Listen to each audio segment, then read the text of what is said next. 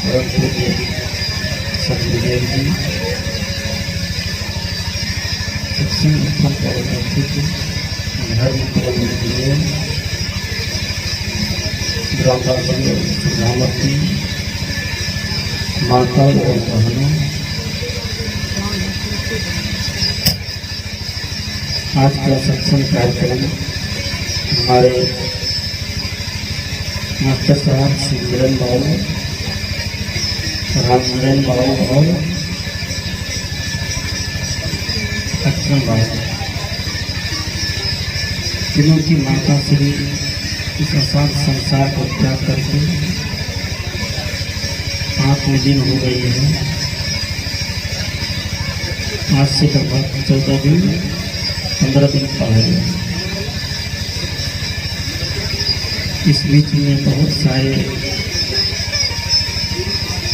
क्रियाकर्म हुए हैं और आज अंतिम दिन हम लोग सत्संग में बैठे हुए हैं।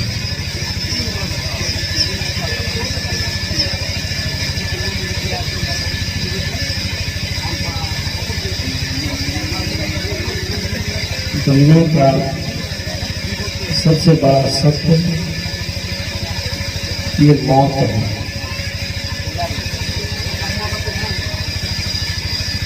जो अंत में सबके जीवन में घटने वाली है। हम हैं या दुनिया की कोई भी व्यक्ति होगा, बड़े से बड़े लोग का नाम ले लीजिए या छोटे से छोटे लोग का नाम ले लीजिए, सबके जीवन में ये घटना घटने वाली है। ये मौत निश्चित है। इसको गीताकार ने कहा कि जातक से ही ध्रुव मृत्यु ध्रुवम जन्म मृत्युश्च। दुनिया का यह ध्रुव सत्य है, जो जन्म लिया है वह मरेगा और जो मर गया है वो पुनः जन्म लेगा।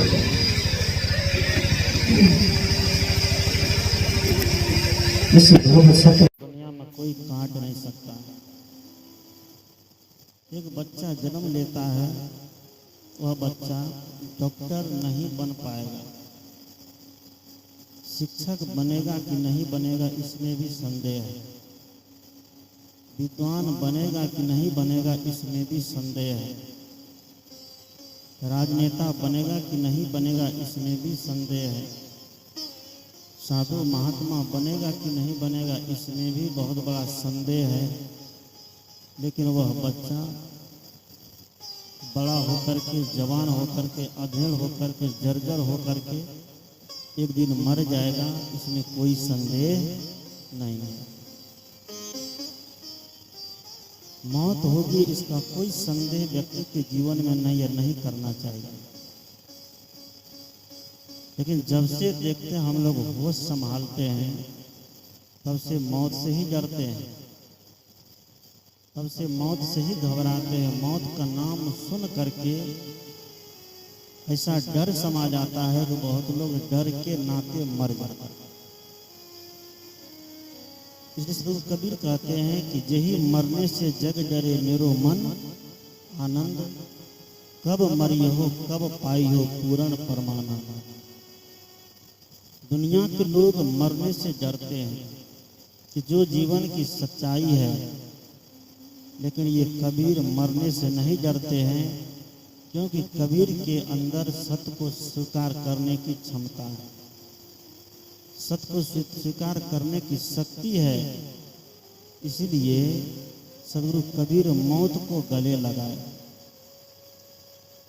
तो दुनिया के जितने आत्मज्ञानी साधना परायण संत है, सब मौत को गले लगाए घूमते हैं। जब से सुना हो कि जिंदगी का नाम मौत है, सर पर कफन लपेटे कातिल को ढूंढता हूँ।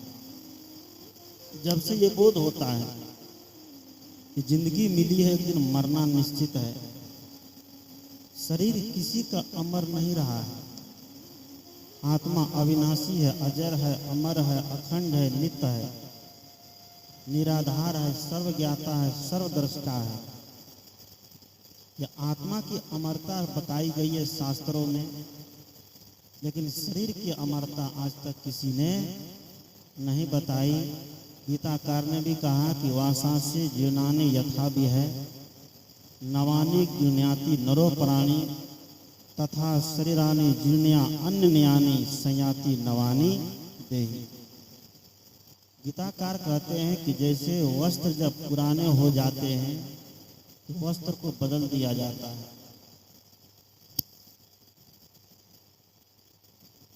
उसी तरह जब ये आत्मा का शरीर रूपी वस्त्र पुराना होने लगता है, जर्जर हो जाता है, बुढ़ापा घेर लेता है, रोग घेर लेता है, तो कहते हैं कि प्रारब्ध के वश होकर के यह शरीर छूट जाता है।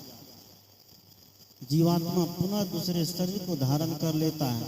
पंडित जी आता है, उस जीवात्मा को स्वर्ग में भेजता है, मुक्ति में भेजता है, उसको पिंडदान क्रिया करवा करके उसको गति देता है। सारे धर्म शास्त्रों का ये निचोड़ है कि जीवात्मा जब शरीर छोड़ता है तो पुनः तुरंत दूसरा शरीर धारण कर लेता है। तो पंडित जी फिर मुक्ति किसको देने आता है? पिंडदान की जो क्रिया करता है, पिंड बना बना करके जो पिंडदान करवाते हैं, पिंड कुटवाते हैं, तो पिंड कुटवा करके ये मुक्ति किसको दे रहा है? सब कबीर प्रश्न उठाते हैं कि करहु विचार तो सब दुख जाई। हम मानव समाज आज तक विचार नहीं कर पाए। जैसे बच्चे बचपन में दूल्हा बर का काम करता है, खेलता है, मिट्टी का घर बनाता है, कपड़े का दूल्हा और बर बनाता है, दुल्हन बनाता है और दूल्हा बनाता है। दुल्हन दूल्हा बना करके मिट्टी का लड्डू बना लेता है, चूड़ा बना लेता है, भुसवा बना लेता है, सब कुछ बना लेता है। बच्चे को पता है कि ये नकली खेल है, ये असली खेल नहीं है। खेलते खेलते जब शाम हो जाती है, बच्चे जब जाने लगता है तो सबको लात मार के क्या करता है? तोड़ फोड़ के एक कर देता है। बच्चे को इतना बोध हो गया है कि यह खेल केवल खेलने के लिए, सच्चाई इसमें नहीं है। इस दूल्हा से, इस बर से कभी संतति होने वाली नहीं है। इस घर में कभी गुजर बसर होने वाला नहीं है। बच्चे को इतना तो बोध है, लेकिन हम बड़े होकर के इतना बोध प्राप्त नहीं कर पाए। साधु महात्मा संत गुरुजन हमारे बिहार की धरती पर अलग जगाने वाले सर्वोपरि सदगुरु आचार्य श्री धर्म स्वरूप साहब भी जल जगा करके चले गए, लेकिन फिर भी हम लोगों की आत्म चेतना अभी तक क्या है? सोई हुई। सदगुरु कबीर कहते हैं कि पिंडदान का जो काम होता है, ये साधु महात्मा या कबीरपंथी इसका विरोध में नहीं है। सच्चाई जब बताया जाता है तो झूठाई का विरोध अपने आप हो जाता है। कोई चीज का विरोध नहीं है, किसी मत का, किसी पंथ का, किसी सिद्धांत का विरोध नहीं है। विरोध केवल उन बात का है जो बात विज्ञान की दृष्टि पर सच नहीं उतर रही है। क्योंकि धर्म में बिल्कुल विज्ञान है। विज्ञान धर्म के विरुद्ध नहीं जा सकता है और धर्म विज्ञान के विरुद्ध कभी नहीं जा सकता। इसलिए दुनिया का सर्वमान सत्य ये है कि जो जन्म लिया है वो एक दिन मरेगा, इसमें कोई संदेह नहीं। हम कितना भी मौत को धोखा देते रह जाएं, धोखा देते ही है। जब हमारे बाल पकते हैं तो बाल को काला मेहंदी से काला कर देते हैं, करते हैं ना? बाल जब पकते हैं तो बाल को काला मेहंदी से काला कर देते हैं कि ताकि हम बूढ़े न हो। मौत जब निकट आती है तो मौत को बड़े हम प्रलोभन देते हैं ताकि हमें दुनिया से जाना नहीं पड़े। एक बार ऐसा ही हुआ। कहते हैं कि दुनिया के धर्मशास्त्र में कुछ ऐसे भी शब्द है जिनका कोई अर्थ नहीं है। 19 शब्दों में मौत एक शब्द है जो न कभी हुई है, न कभी होगी, न कभी होने वाली। आत्मा शरीर छोड़ती है तो पुनः शरीर दूसरा धारण कर लेती है। और इस शरीर जो पांचों तत्वों का समुच्चय है, मिट्टी, पानी, आग, हवा और आकाश, इसका भी सर्वथा नाश नहीं होता है। यह भी अपने तत्व अपने अपने तत्वों में जाकर के समाहित हो जाता है। कबीर साहब ने कहा कि अगिन कहे मैं ईतन जारो, पानी कहे मैं जरत वारो। इस शरीर के लिए अग्नि कहती है कि मैं इस शरीर को जलाऊंगी क्योंकि इसमें मेरा भी अंश है। पानी कहता है कि मैं इसको बुझाऊंगा क्योंकि इसमें मेरा अंश है। अगिन कहे मैं ईतन जारो, पानी कहे मैं जरत उबारो। धरती कहे मोही मिली जाई, मिट्टी कहती है कि इसको मेरे में मिलने दो क्योंकि इसमें मेरा भी अंश है। धरती कहे मोही मिली जाए, या पवन कहे संग ले उड़ाई। हवा कहती है कि नहीं इसमें मेरा भी अंश है, इसलिए इसको मेरे साथ उड़ जाने दो। सभी तत्व अपने अपनी मांग पर बैठा हुआ। इस शरीर के इतने लोग साझेदार हैं, इतने लोग इस शरीर के मांग पर बैठे हुए हैं। सदगुरु कबीर कहते हैं कि दुनिया का सर्वमान सत्य मौत है, जो न कभी हुई है, न होगी, न होने वाली है। तीनों काल में नहीं, केवल परिवर्तन हो जाता है। अज्ञान की दशा में रहने से हमें लगता है कि मर गया, हमसे बिछड़ गया, हमको छोड़ के चला गया। हम मोह के बस रोते हैं। जो शरीर छोड़ के चला गया उनको तो कोई मोह नहीं है। हमारे बेटे, हमारे पोते, हमारी पोतियां, हमारी पत्नियां, हमारी पत्नियां हमारे लिए रोती है, उसको कोई मोह नहीं। हम मोह के बस होकर के रोते हैं कि हमारे परिवार से एक व्यक्ति उठ करके चले गए। ये मोह का कारण है। सदगुरु कहते हैं कि मौत एक झूठा सत्य है, जो न कभी हुई है, न होगी, न कभी होने वाली है। कहा जाता है एक व्यक्ति ऐसे मौत को धोखा दिया। सब लोग धोखा देते हैं। कबीर साहब ने कहा कि कबीर आप ठगाइए और न ठगिए कोई, आप ठगे सुख उपजे और ठगे दुख होए। हम दूसरे को ठगते हैं तो लगता है कि हमने बड़ा अच्छा काम कर लिया, हमने बड़ी बहादुरी का काम किया। सदगुरु कबीर कहते हैं आध्यात्मिक दृष्टि से सोच कर देखिए, वह ठगना नहीं है, बल्कि दूसरों का ठगना और अपने को ठगाना है। और दूसरे को सुख पहुंचाना, अपने को सुख पहुंचाना। हम दुनिया को जो देते हैं, दुनिया से वही हमें उलट करके मिल जाती है। हम गाली देते हैं तो गाली मिलती है, प्रेम देते हैं तो प्रेम मिलता है, गिद्ध देते हैं तो गिद्ध मिलता है। प्रकृति का नियम अटल है। प्रकृति किसी के साथ खिलवाड़ नहीं करती है। सूरज को देखिए, सूरज को हिंदू लोग देवता मानते हैं, अर्घ चढ़ाते हैं। और छठ की पूजा में तो हमारी माताएं ज्यादा ही अर्घ चढ़ा देती है। तो सूर्य आज तक ये नहीं कहा कि हिंदू लोग देवता मानता है तो केवल हिंदू को ही प्रकाश देंगे, मुसलमान को प्रकाश नहीं देंगे। सूर्य के पास कोई भेदभाव नहीं है, सूर्य के पास कोई पक्षपात नहीं है। पानी ये नहीं आज तक कहा कि हिंदू लोग हमको जल के देवता मानता है, नीर मानता है, गंगा जल मानता है, शुद्धता का प्रतीक मानता है। तो केवल हिंदू के ही प्यास बुझावे, मुसलमान का नहीं बुझावे, क्योंकि मुसलमान तो कुछ मानता है ना, उसके एक अल्लाह है, उसके अलावा कुछ नहीं है। मिट्टी को हिंदू लोग देवी मानते हैं, देवता मानते हैं, भगवान परमात्मा मानते हैं। लेकिन मिट्टी आज तक ये नहीं कही केवल हिंदुओं का पेट भरेंगे, मुसलमान का पेट नहीं भरेंगे। प्राकृतिक में किसी के साथ भेदभाव का बर्ताव नहीं है, वहां उसके लिए सब बराबर है। सदगुरु कहते हैं कि प्रकृति के साथ जब व्यक्ति खिलवाड़ करता है तो व्यक्ति का जीवन संकट में पड़ जाता है। एक व्यक्ति ने ऐसे ही प्रकृति की मौत के साथ खिलवाड़ किया। यमराज उसको आया लेने के, क्योंकि समय हो गया था। तो समय जब होगा तो सबको जाना पड़ेगा ना। जब समय हो जाता है तब सबको जाना पड़ता है, वहां कोई बचाने वाला नहीं है।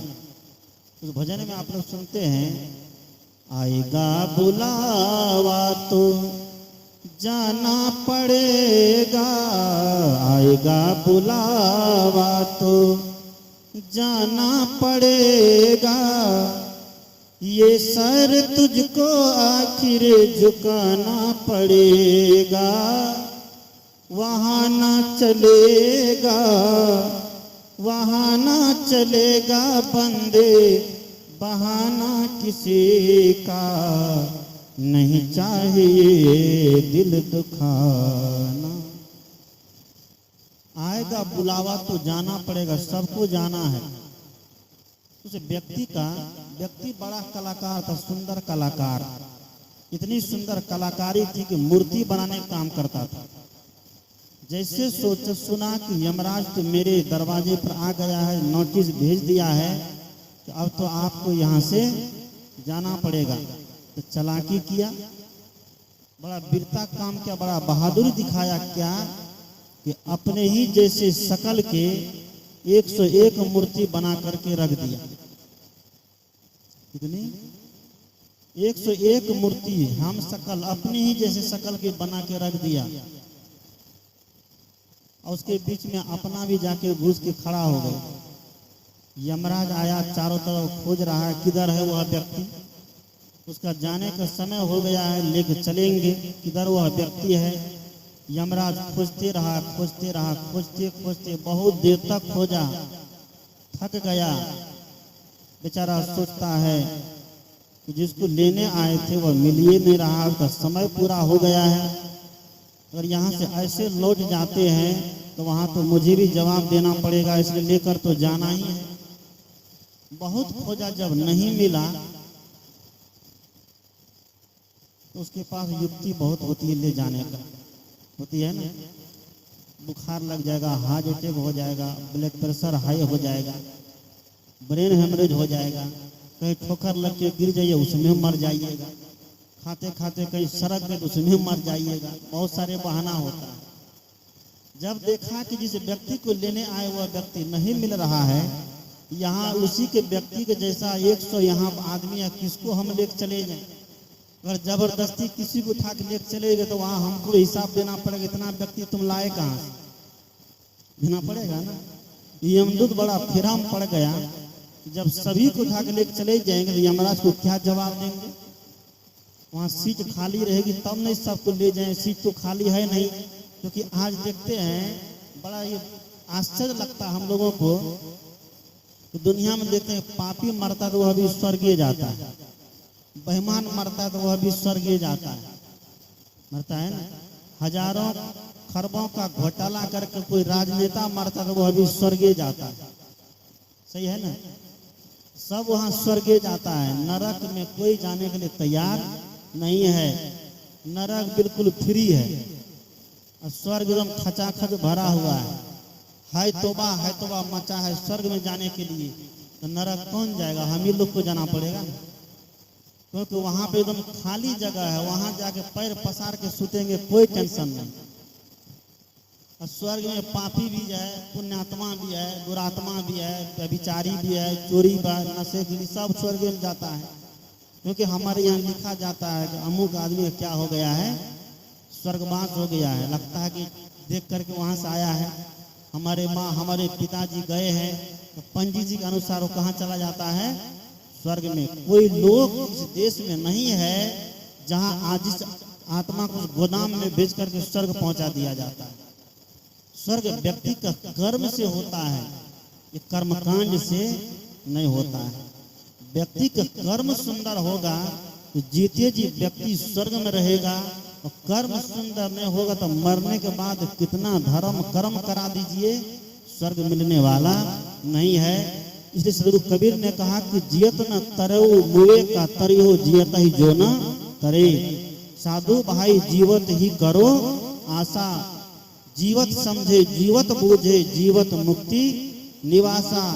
जीवत कर्म की फांस न टूटे, मरे करे मरे के बाद करे आशा। साधु भाई जीवत ही करो आशा।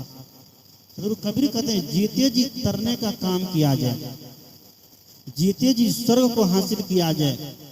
मरने के बाद बाहर कहीं स्वर्ग, कहीं देवी, कोई देवता की कल्पना करना बिल्कुल व्यर्थ है, बिल्कुल झूठ है। उस व्यक्ति ने कहा, यमदूत ने कहा कि एक ही व्यक्ति के जैसा यहाँ सैकड़ों मूर्तियां हैं, किसको हम ले जाए, किसको नहीं ले जाए। और किसी को धोखे से लेके चले गए तो हमको भी जुर्माना देना पड़ेगा, हमको भी दंड भोगना पड़ेगा। यमदूत बड़ा तरीका निकाला। क्या तरीका निकालता है? यमदूत कहता है कि मूर्ति तो बड़ा सुंदर है, जिस व्यक्ति ने इतना सुंदर मूर्ति बनाया वो व्यक्ति देखने में कैसा होगा, उस व्यक्ति का विचार कितना ऊंचा होगा, उस व्यक्ति का स्वभाव कितना ऊंचा होगा। इसलिए कहते हैं कि ऐ मोक्ष मार्गी संभल संभल के जाना, कहीं ऊंची गद्दी शोभेगी, कहीं जय जय जय जय होवेगी, तो मान प्रतिष्ठा देख के नहीं बुलाना, ऐ मोक्ष मार्गी संभल संभल के जाना। ये दुनिया ऐसी है कि कहीं प्रशंसा में तुम मत फंस जाना, कहीं निंदा में मुंह मत लटका लेना। और कोई बहुत प्रशंसा कर दिया, माला पहना दिया तो फूल के गुब्बारा मत हो जाना। संभल के चलना, संभल के बैठना। मजलवा मुहर पर देखने वालों, तमाशा खुद न बन जाना तमाशा देखने वालों। जब यमदूत प्रशंसा किया, प्रशंसा वो व्यक्ति फूल गया तो प्रशंसा करते करते कहता है कि जिस व्यक्ति ने मूर्ति इतना सुंदर बनाया, जिनकी आकृति इतनी सुंदर है, उसकी प्रकृति कितनी सुंदर होगी। उस भजन में गीत में गाया जाता है, जिसकी प्रतिमा इतनी सुंदर है वह कितना सुंदर होगा। इतनी सुनते हैं। यमदूत जब प्रशंसा किया, जिसकी आकृति इतनी सुंदर, उसकी प्रकृति कितनी सुंदर होगी, लेकिन एक चीज की कमी रह गई। क्या कमी रह गई? जब कमी निकालने का समय आता है तो सबके कान खड़े हो जाते होते हैं। अपनी कमी सब देखना सुनना पसंद करता है, लेकिन निकालना पसंद नहीं करता। अपनी गलती सुनना जरूर पसंद करेंगे, लेकिन गलती को निकालना पसंद नहीं करेंगे। यमदूत ने कहा कि एक कमी रह गई है।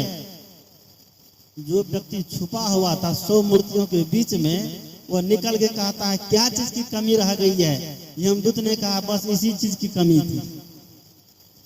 किसकी कमी थी? इसी की कमी थी। बस उसको पकड़ा लेकर के चल दिया। सज्जनों, सदगुरु कबीर कहते हैं वह यमदूत कहीं बाहर नहीं है, वह यमदूत कहीं बाहर से बन करके नहीं आता है। वह यमदूत हमारा मन है, ये मन ही हमारा यम है।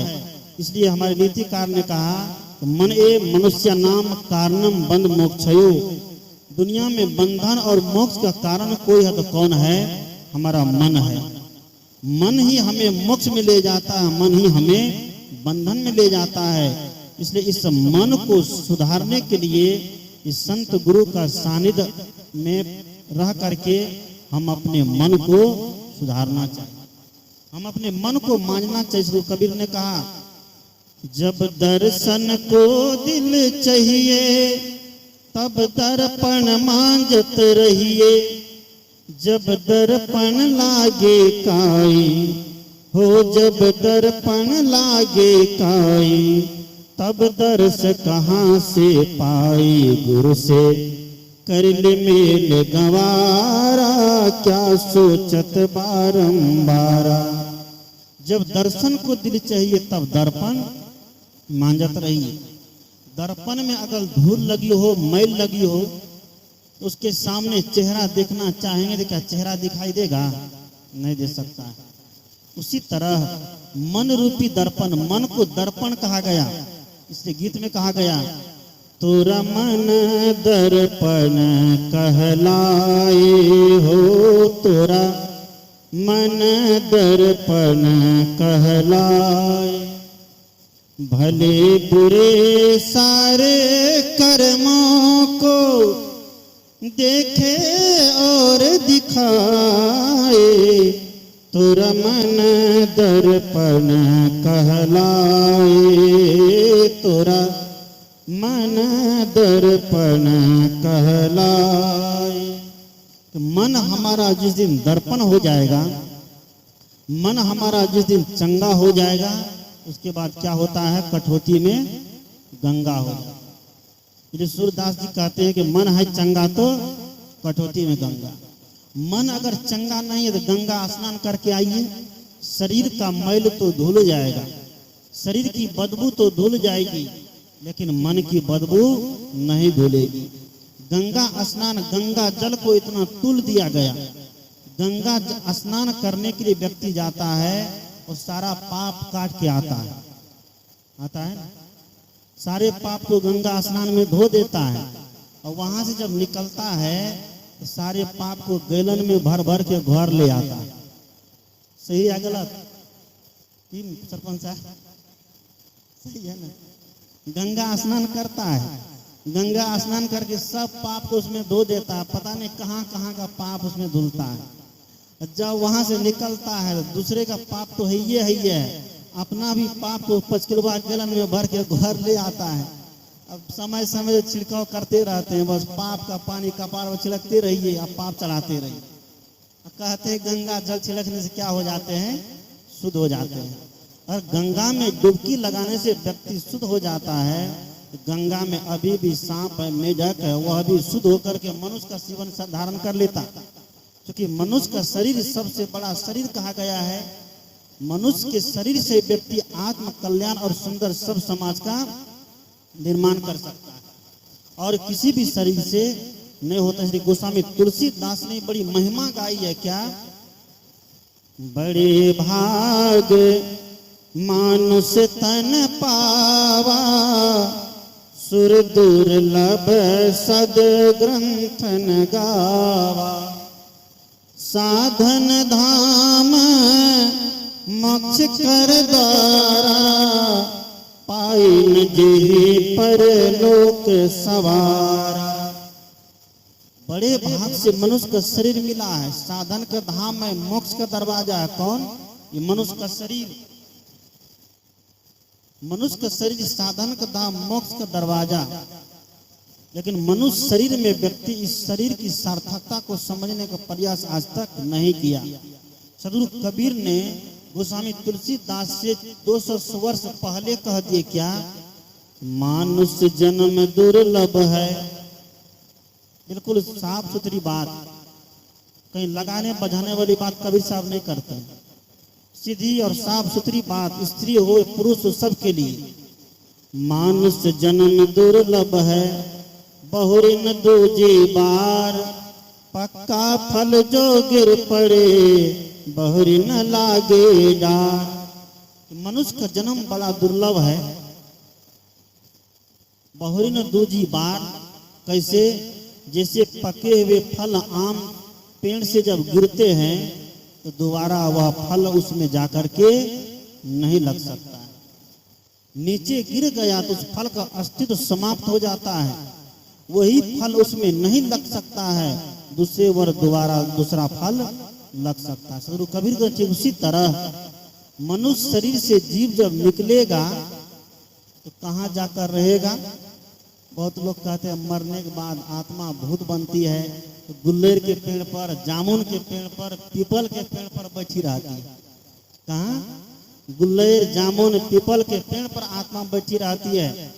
इसलिए हमारी माताएं बहनें को पंडित जी सिखा दिए कि भोज जब होने लगे तो पहले पत्ता में निकाल के कहाँ ले जाकर रख देना? कोने रखे चाहिए? क्वंटा में। क्वंटा समझते हैं? पिछवाड़ में अपना खाते हैं, घर में बढ़िया से चौका लगा के। आज जो मर के चले गए बाप दादा, उसको पत्तल में क्वंटा में रख देते हैं, एक तो अगरबत्ती गाड़ देते हैं। कहीं कुत्ता खा लिया तो कहते हैं हे दादा खा ललको। तो दादा इतना दिन से साधना किए, सत्संग किए, ध्यान किया कुत्ता बनने के लिए, अब कोई कुत्ता बनना पसंद करेंगे? हैं? कहीं कौवा खा लिया तो कहते हे दादी खा ललको। यानी दादी इतना दिन सत्संग भजन गुरु का मंत्र जाप किया कि कौवा बनने के लिए। कैसा भ्रम हमारे समाज में है। सदगुरु कबीर कहते हैं इन भ्रम से हमें दूर होना है। व्यक्ति को साधना करके, आत्मज्ञान प्राप्त करके, साधना के माध्यम से, ध्यान के माध्यम से अपने आप का बोध प्राप्त करना चाहिए। जिस व्यक्ति को अपने आप का बोध प्राप्त हो गया, वह व्यक्ति स्वर्ग नरक को भूल जाता है कि कहीं स्वर्ग है कहीं नरक है। कहीं दोजक है, कहीं भगवान है, कहीं परमात्मा है। आत्मबोध जब व्यक्ति को हो जाता है तो बाहर की दुनिया को भूल करके व्यक्ति अंतर्मुखी हो जाता है। मैंने कहा कि दुनिया में आया है, एक दिन उसको जाना पड़ेगा। मौत निश्चित है। अभी हम लोग कबीर साहब के बीजक में सुन रहे थे, क्या गए राम ओ गए लक्ष्मणा, संगन गई सीता सिधाना। राम जी दुनिया से गए, भगवान जिसको कहते हैं, परमात्मा जिसको कहते हैं। गोस्वामी तुलसीदास जी जब उसके हाथ में धनुष बाण नहीं देखेंगे तो राम का नाम नहीं लेना चाहते। वह राम, उसका परब्रह्म परमेश्वर भी दुनिया से चले गए, लेकिन सीता ऐसी महारानी, ऐसी पत्नी, राम जी जब वनवास गए तो उनके साथ गए थे ना।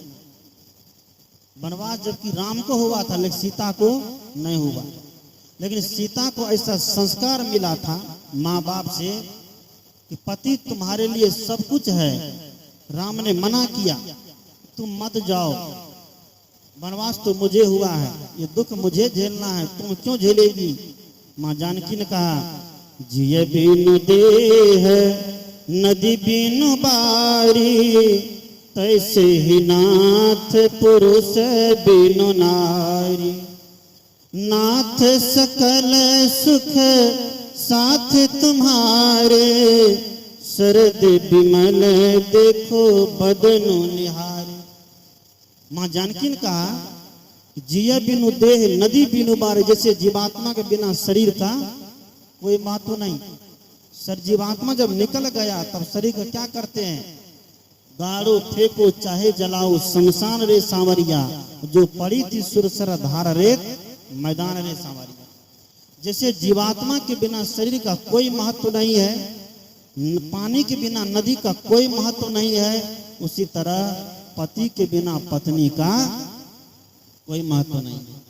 सीता तो साथ गई, राम ले भी गए, लेकिन जब वही राम जी वनवास 14 वर्ष का वनवास काट के अयोध्या आए, राजा बनकर के राज चलाए, जो अंत समय आया जब जाने लग गए तो क्या सीता जी साथ जा पाई? नहीं जा पाई। जीव के कोई साथी नहीं है। इसलिए संत लोग भजन में कहते हैं कि बेटा भी हक निभाएगा तो केवल अग्निदान तक, परिवार के सभी लोग चलेंगे शमशान तक। बेटा भी हक निभाएगा तो केवल अग्निदान तक, परिवार के सभी लोग चलेंगे शमशान तक। इससे तो आगे भजन ही है साथी, गुरु के भजन बिन अकेला चलेगा। रे मन ये 2 दिन का मेला रहेगा, कायम न जग का झमेला रहेगा। आइए इसी प्रसंग पर भजन सुनाता हूँ। बोलिए सदगुरु देव की जय।